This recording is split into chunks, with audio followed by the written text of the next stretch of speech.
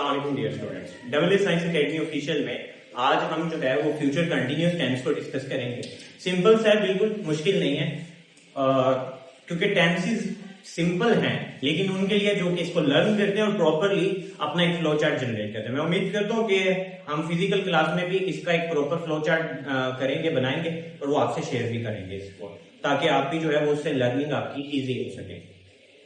तो future continuous जो है वो उर्दू में निशानी ये है बेटा कि उर्दू में पहचान इसकी, उर्दू में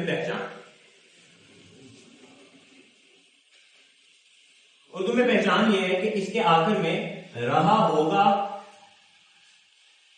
रही होगी, रहे होंगे। अब आपने एक चीज नोटिस करनी है, आपने ना टेंसेस को बिल्कुल एक दूसरे के साथ कोलैब करवा के चलना है, वरना आप सभी में कंफ्यूज होते रहो। अब हमारा जब भी कंटिन्यूअस आ रहा है ना, तो वो रहा का वर्ड लेके आ रहा है। ऐसे ही परफेक्ट जब भी आएगा वो चुका का वर्ड लेके आएगा। तो ये आपने साथ साथ कोलैब करते जाना है। अब प्रेजेंट के अंदर हम कह रहे थे रहा है, पास्ट में आए थे तो हमने कहा था रहा था, और फ्यूचर में गए हैं तो हमने कहा रहा होगा, रही होगी। तो ये बस फर्क आ रहा है एंड वाले वर्ड्स के अंदर, बाकी वही कंसेप्ट है। कन्वर्ट कैसे करना है? कन्वर्ट करना है सबसे पहले सब्जेक्ट, सब्जेक्ट को बाद आपका आएगा will, shall plus be plus verb की फोर्थ फॉर्म। अब आपको मैंने बताया होगा जब भी कंटिन्यूअस आ गया तो आपने आईएनजी लगाना है वर्ब की फॉर्म के साथ।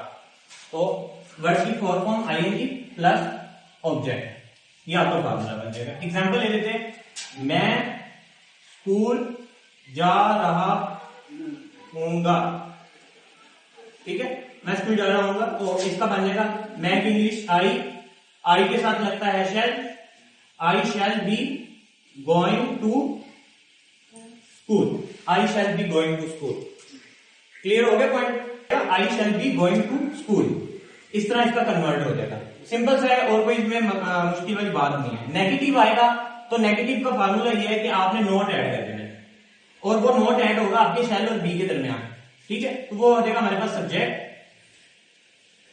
प्लस सब्जेक्ट के बाद आपका आ जाएगा वर्ड शैल या will plus not plus be plus verb की फोर्थ फॉर्म प्लस ऑब्जेक्ट।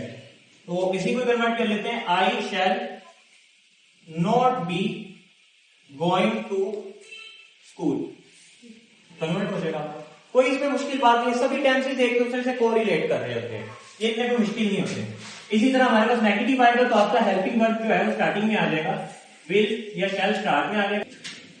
तो विल शैल के बाद आपका सब्जेक्ट, सब्जेक्ट के बाद बी के बाद वर्ब की फोर्थ फॉर्म और प्लस ऑब्जेक्ट आपका आ जाएगा, और एंड पे क्वेश्चन मार्क की आपके पास इंटेरोगेटिव बन जाएगा।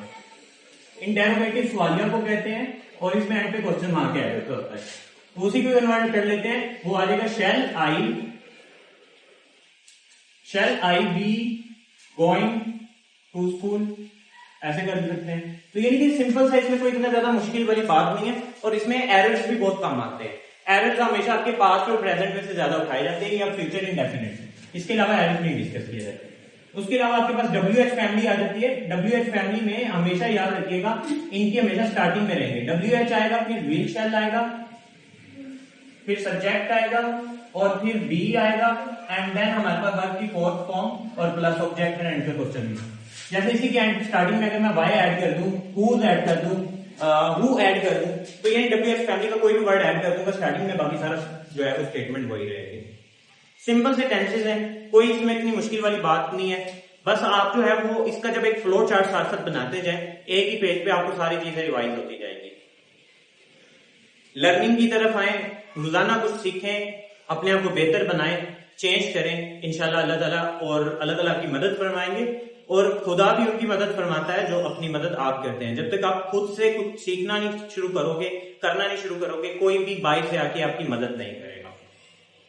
जब आप खुद चेंज लाने की कोशिश करेंगे, अल्लाह ताला आपकी मदद फरमाएगा। सो कुछ ना कुछ लाजमी लर्न करो, सीखो और बेहतर बनाओ। Thank you so much and अल्लाह हाफिज़।